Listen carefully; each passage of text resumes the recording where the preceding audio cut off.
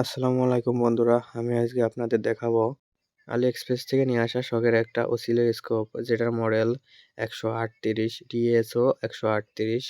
তো আমরা প্রথমত প্যাকেটের ভিতর থেকে একটা প্রুফ দেখতে পেলাম, ওটাকে প্রুফ বলে। আর এখানে ক্যাপাসিটার যা যা লাগে ওই প্যাকেটে ছিল। এটা এলসিডি, আর এর ডিসপ্লেটা অনেক গোলাপিনের দেখা যাচ্ছে। উপরে একটা পলি দিয়ে স্টিকার করা আছে ডিসপ্লে যাতে দাগ না পড়ে। এটা আছে মেন পিসিবি, এটার উপরে অ্যাসেম্বল করা আছে মেন যে আইসি, প্রোগ্রামিং আইসি প্লাস মোট তিনটা জিনিস। এটা ভোল্টেজ রেগুলেটর, এটা ডিসপ্লে আইসি এবং যেটা কন্ট্রোল করবে অসিলোস্কোপের সিস্টেমটা, সেটা দেওয়া আছে। মোট তিনটা জিনিস অ্যাসেম্বল করা আছে অলরেডি। যেহেতু এসএমপিএস প্লাস হচ্ছে কিছু রেজিস্ট্যান্সও এখানে এসএমডি রেজিস্ট্যান্স গুলা এখানে সোল্ডারিং করা আছে আগে থেকেই। আর যেগুলো এমনি আলাদা বড় সাইজের resistance plus socket, switch, push button, এগুলা আর কি আমার নিজে সোল্ডারিং করে নেব। আমি এভাবেই ওখান থেকে অর্ডার দিয়েছিলাম। তো সর্বপ্রথম আমরা রেজিস্ট্যান্স থেকে শুরু করব। যেগুলা রেজিস্ট্যান্স আছে রেজিস্ট্যান্সগুলো আমরা এখানে বসায় নেব। এখানে সাইডে দেখছেন এখানে সুইচ, এখানেও সুইচ বসবে তিনটা। এখানে ডিসপ্লে সকেট। তো আমরা প্রথমত এখান থেকে ডায়োগ্রাম আছে, ডায়োগ্রাম দিয়ে দিয়েছে প্যাকেটের সাথেই। ডায়োগ্রাম থেকে কোথায় কত নম্বর পিনে বা কত নম্বর ওখানে পিসিবিতে দেওয়া আছে। রেজিস্ট্যান্সগুলোর মান উল্লেখ করা নেই, এমনি R1, R2, R3, R7 এভাবে লেখা আছে। তো আমরা যে ডায়োগ্রাম দিয়েছে কোম্পানি থেকে, ডায়োগ্রাম থেকে সুন্দরভাবে দেখব। ওখানে সবকিছু দেওয়া আছে। R1-এ কত রেজিস্ট্যান্স লাগবে, কত কিলো ওহমস বা কত ওহমসের রেজিস্ট্যান্স, এই সব এখানে দেওয়া আছে ডায়োগ্রামে। 1 নম্বর 2 নম্বর এরকম পর্যায়ক্রমে ধাপে ধাপে সবগুলো আমরা লাগাবো, সোল্ডারিং করে নেব। তো আমি এখানে ফাস্ট ফরওয়ার্ড করে দিয়েছি। এখানে সকেট। তো আমরা সর্বপ্রথম রেজিস্ট্যান্স থেকে শুরু করব। আমরা এখানে দেখতে পাচ্ছি 1 নম্বরে রেজিস্টার্স নামে লেখা আছে। এখানে R1, R14, R16, এই তিনটাতে বসবে 100 কিলো ওহমসের রেজিস্ট্যান্স। তো আমরা প্যাকেটটা রিমুভ করব। অ্যাসেম্বল করা যে জিনিসগুলা এখানে resistance, socket, display socket, capacitor, বিভিন্ন ইন্ডাক্টর কয়েল আছে, ডায়োড আছে, জেনার ডায়োড আছে, অনেকগুলা জিনিসই একসাথে লাগে। এগুলা এখানে দেওয়া আছে। তো আমরা সর্বপ্রথম এখান থেকে বাছাই করে নেব মিটার দিয়ে 100 কে রেজিস্ট্যান্স কোনগুলা এখানে দেওয়া আছে পিসিবিতে। তিনটা R1, R14 ও R16 এগুলাতে 100 কে দেওয়া লাগবে। 100 কে রেজিস্ট্যান্স আমরা মিটার দিয়ে মেপে নেব। 100 কে বা 100 কিলো ওহমস, এটা মিটার দিয়ে মাপলাম। এখানে এই তিনটায় 100 কিলো ওহমসের বা 100 কিলো ওহমসের। এই যে R1-এ 100 কিলো ওহমস বা 100 কিলো ওহমস আমরা দিয়ে দিলাম। R2-তে 100 কিলো ওহমস একটা যাবে, এখানে একটা বসায় নিলাম। আর R2 তো না, R14 আর R16, R16 লাস্ট, এখানে R16-এ 100 কিলো ওহমস একটা বসায় দিলাম। তো পরে আমরা এগুলা সোল্ডারিং করে নেব। তো নেক্সটে তারপরে আছে R2-তে 1.8 মিলি ওহমস। তো এটা মিটার দিয়ে মাপবো। 1.8 এক বেশি দেখাচ্ছে রিডিংয়ে, ওতে সমস্যা নেই। এই যে R2 এখানে 1.8 একটা দিয়ে দিলাম। পরে যে একবারে সোল্ডারিং দেবো। এখানে 203 কে। R3-তে 203 কেটা যাবে, এখানে বসায় দিলাম। R3-তে 203 কে। আমি ভিডিওটা ফাস্ট ফরওয়ার্ড করে দিয়েছি দ্রুত হওয়ার জন্য। তো এই যে R4-এ দিয়ে দিলাম। এখানে একটা রেজিস্ট্যান্স। তো এখানে আমি ফাস্ট ফরওয়ার্ড করে দিয়েছি যেহেতু ভিডিওটা অনেক লম্বা। তো আপনারা দেখতে থাকুন। রেজিস্ট্যান্সগুলা পিসিবিতে বসানো হয়ে গেলে আমি আবারও সুন্দরভাবে আপনাদের বুঝাই দিব কোথায় কোন জিনিসটা বুঝবে। সর্বপ্রথম আমরা রেজিস্ট্যান্সগুলা দেখাই দিই। রেজিস্ট্যান্সগুলা যেখানে যেখানে হবে ওইগুলো আমরা সোল্ডারিং করে নেব পিসিবি দেখে দেখে। পিসিবি বলতে আপনার ডায়াগ্রামে যা দেওয়া আছে ওই সেম ভাবে দেখে দেখে এখানে বসাই দেব রেজিস্ট্যান্সগুলা। তো আপনারা দেখতে থাকুন।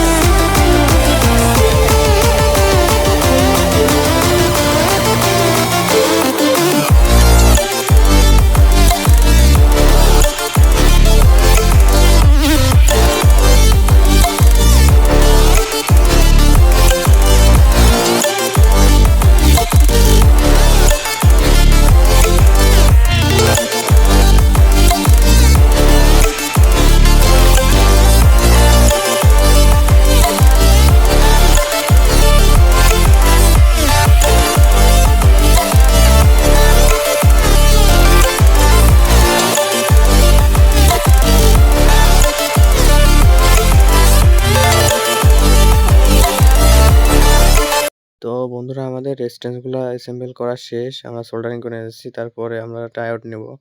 আ এখানে 4148 মডেল বা 4147 এর কিছু ডায়োড থাকে। এখানে ডায়োডটা এই যে এখানে বসায় দেবো। এখানে 58 কি একটা মডেল, যাই হোক। এই ডায়োডটা এখানে দিয়ে দেবো। ডায়োডের গায়ে মডেলটা দেওয়া থাকে। তো আমরা ডায়োডের গায়ের মডেলটা দেখে দিয়ে দিয়েছি। এখানে একটা হবে। ডায়োডের পোলারিটি অবশ্যই দেখে এতেই লাগাতে হবে। তারপর আমরা ডায়োডটা সোল্ডারিং করে দিলাম। ডায়োড 1টা 2টা 2-3টার মতন ডায়োড আছে। কিছু আছে 2 অ্যাম্পিয়ার বা 3 অ্যাম্পিয়ারের, আর কিছু আছে 5 অ্যাম্পিয়ারের। হয়তো 5 অ্যাম্পিয়ারের একটা থাকতে পারে। না, 5 অ্যাম্পিয়ার নাই। 2টা কি 3টা ডায়োড আছে। 2টা ডায়োড মনে হয় হয়তোবা। এরপরে যে এটা হচ্ছে Crystal Y1। তো এটা হচ্ছে আইসির সাথে থাকে, প্রত্যেকটা আইসির সাথে। এটা ক্যাপাসিটর হিসাবে কাজ করে বা এরকম কিছু একটাই। এটা 8.00 এই যে এখানে হবে, এটা এখানে বসায় দিলাম। তো এখন সোল্ডারিং করব না, পরে সোল্ডারিং করে নেব একবারে। তারপরে আমরা 5 নম্বরে দেখছি ইউএসবি সকেট।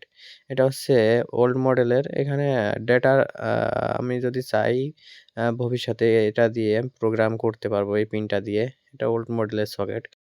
6 নম্বরে আছে হচ্ছে পুশ বাটন। এটা মোট 5 পিস আছে।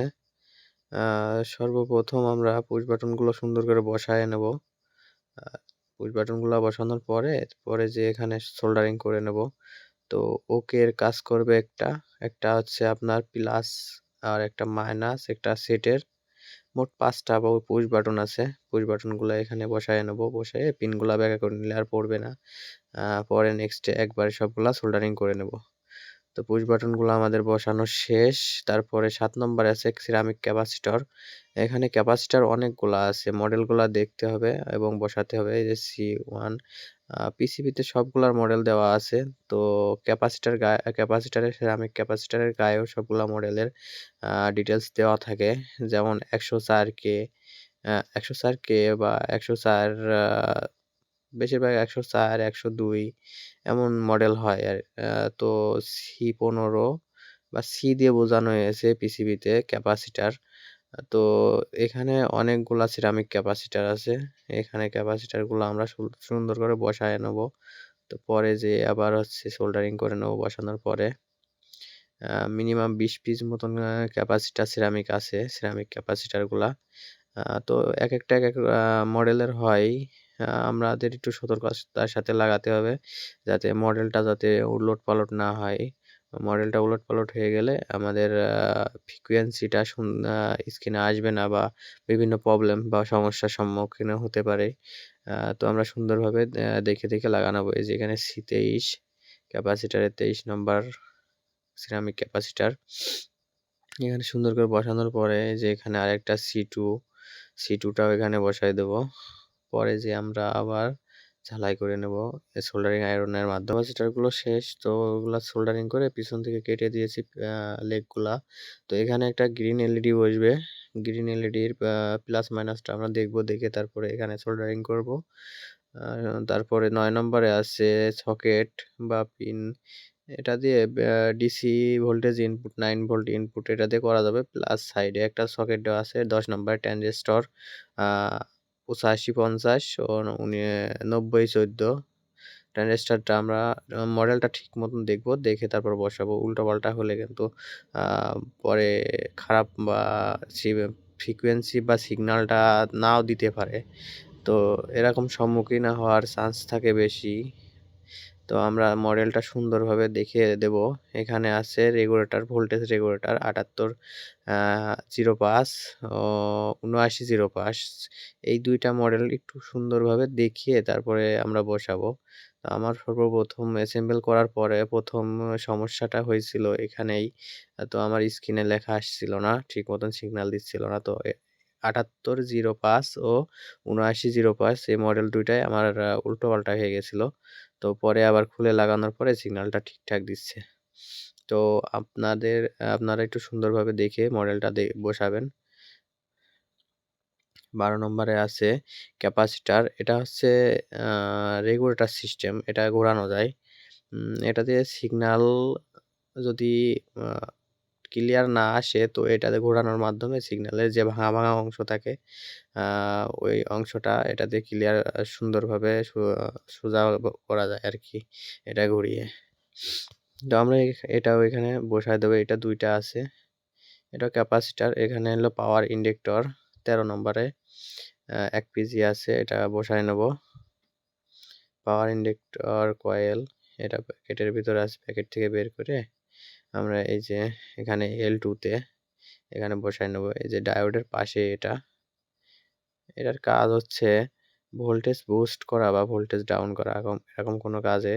তারপর আমরা ক্যাপাসিটারগুলো দেখবো। এই যে ক্যাপাসিটারগুলো এখানে বসায় নেব। এখানে ক্যাপাসিটারের কোনো মান মানে সবগুলা ক্যাপাসিটারের একই মান দিয়েছে আর কি। 16 ভোল্ট 100 UF এরকম সামথিং কিছু হবে। সবগুলা ক্যাপাসিটারের একই মান। তো সি দিয়ে ক্যাপাসিটারের চিহ্ন বোঝায়। আর এখানে ক্যাপাসিটারের পোলারিটিগুলো আমরা দেখব, দেখে তারপর সবগুলা ক্যাপাসিটার বসিয়ে নেব। বসিয়ে পরে একবারে ঝালাই করে সোল্ডারিং আয়রনের মাধ্যমে ঝালাই করে আমরা পিছনের যে লেগগুলা বড় থাকে সেগুলো আমরা কেটে ক্লিয়ার করে দেব। তো আমাদের ক্যাপাসিটার বসানো শেষ। 15 নম্বরে জ্যাক পিন, তো এটা দিয়ে মেন যে ভোল্টেজ 9 ভোল্টের অ্যাডাপ্টারের ভোল্টেজ এটা দিয়ে ইনপুট করতে হবে। তারপর 16 নম্বরে আছে কিছু পিন, এটা হচ্ছে বিভিন্ন সিগন্যাল বা বিভিন্ন কাজের জিনিসের সাথে হয়তো অ্যাড করতে হতে পারে। এই যে এখানে আছে আরো 4টা, তো কোম্পানি থেকে দিয়েছে যেহেতু, তো আমরা এখানে এটা সোল্ডারিং করে রাখবো। লাস্টে আছে 17 নম্বরে, এটা হচ্ছে ডিসপ্লের পিন। এখানে 2 পিনের, এই পাশে একটা, এখানে বসায় নেব। মোট আছে 2 পিনেরটা 2টা, আর 16 পিন বা 20 পিনের আছে একটা আস্ত। এই যে এখানে আরেকটা 2 পিনের বসবে, এটা এখানে বসায় নেব। বসাইতে সোল্ডার করে নেব। যেহেতু এগুলো এখানে বসালে থাকে না, পিছনে আগে থেকে পরে সোল্ডার করে নেব। আর এখানে এই যে সবচেয়ে বড় 40 পিন, এটা 40 পিনের ডিসপ্লে সকেট আর কি। আমরা পরবর্তীতে যাতে ডিসপ্লেটা তুলতে পারি, কোম্পানির কাজটা ভালো করছে। এখানে আমাদের ডিসপ্লে সকেটটা আমরা সোল্ডারিং করে নিয়েছি। 18 নম্বরে সুইচ, এখানে মোট 4টা সুইচ আছে। 4টা তো না, 3টা সুইচ।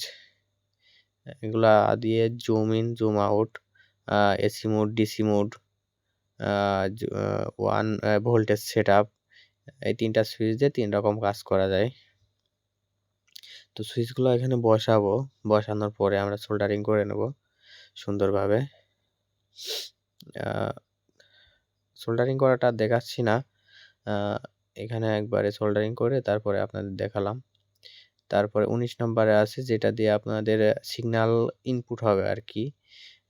সিগন্যাল বলতে যে ফ্রিকোয়েন্সি, যে কোনো যেমন হচ্ছে বাসাবাড়ির এসি 220 ভোল্টের ফ্রিকোয়েন্সিটা কেমন যাচ্ছে, ওয়েভ ফর্মটা কেমন যাচ্ছে, এটা দিয়ে ইনপুট হবে।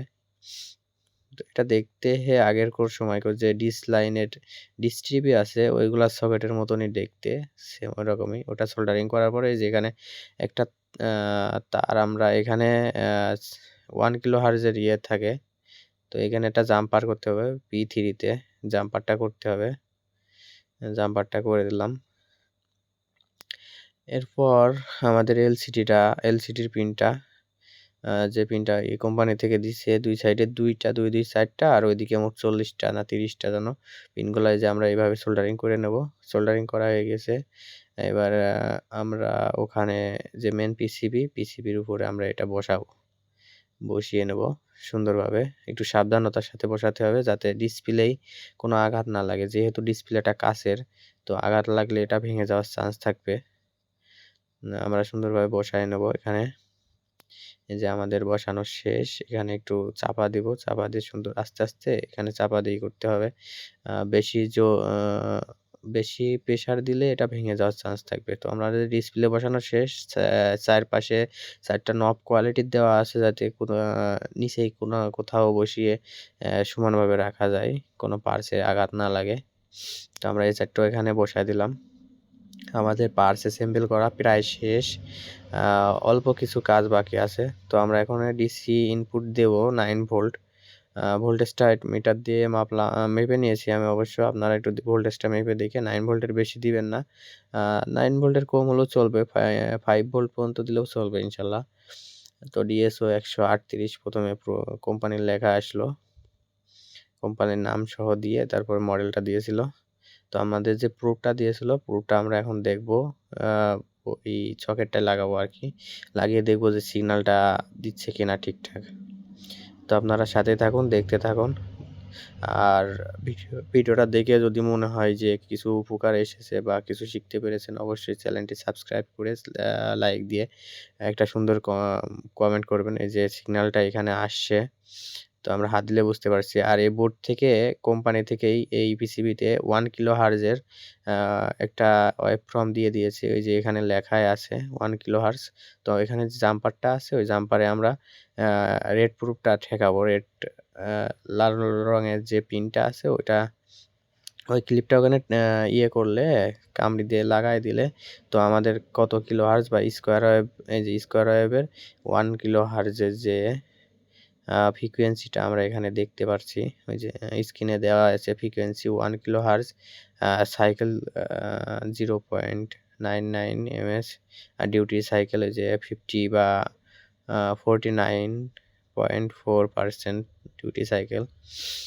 তো সর্বপ্রথম আমি যখন এটা সোল্ডারিং করছিলাম, একটু ভুল ছিল, যার কারণে সিগন্যালটা আসছিল না। আমি তো ভয় পেয়ে গেছিলাম যে ভুলভাল প্রোডাক্ট চলে আসলো কিনা কোনো সমস্যা ছাড়া। তো আমি যে মাঝে বলছিলাম যে ভোল্টেজ যে রেগুলেটর, ওই রেগুলেটরটা, ভোল্টেজ রেগুলেটরের যে ছিল 7805 ও 7905, এই দুইটা আমি ভুল করে উল্টোপাল্টা লাগাই ফেলছিলাম, যার কারণে আমাদের এই যে স্ক্রিনে যে সিগন্যালটা দেয় না, সিগন্যালটা দেখা যাচ্ছে যে এখানে 1 কিলো হার্জের স্কোয়ার ওয়েভের যে গ্রাফটা যায় আর কি, ওই গ্রাফটা আসছিল না। তো পরে আমি আবারও প্রথম থেকে একবার করে দেখলাম যে সব পার্টস সব জায়গায় ঠিকঠাক লাগানো আছে কিনা। তো ওই সময় চেক করার সময় আমি ওটা দেখছিলাম যে এখানে ভুল হয়েছে। তো ওটা চেঞ্জ করে মডেলটা ঠিকঠাক লাগানোর পরে যে ইনশাল্লাহ আলহামদুলিল্লাহ এখন চলছে। এখানে যে সুইচ দিয়ে জুম ইন জুম আউট করা যায়, এখানে সেট বাটন, এই যে এখানে সেট বাটন, এইদিকে এইটা অটো কাজ করে। এখানে অনেক রকম ফাংশন আছে, তো এত কিছু তো ভিডিওতে বোঝানো যায় না। তো জিনিসটা অনেক কাজের, ও আমার শখের ছিল জিনিসটা। এরপরে দেখাবো, এটা অ্যাসেম্বল করলাম, এর পরের পার্টে দেখাবো। এটার হচ্ছে যে ক্যাসিং আছে, ক্যাসিংটার অ্যাসেম্বল করা ভিডিও।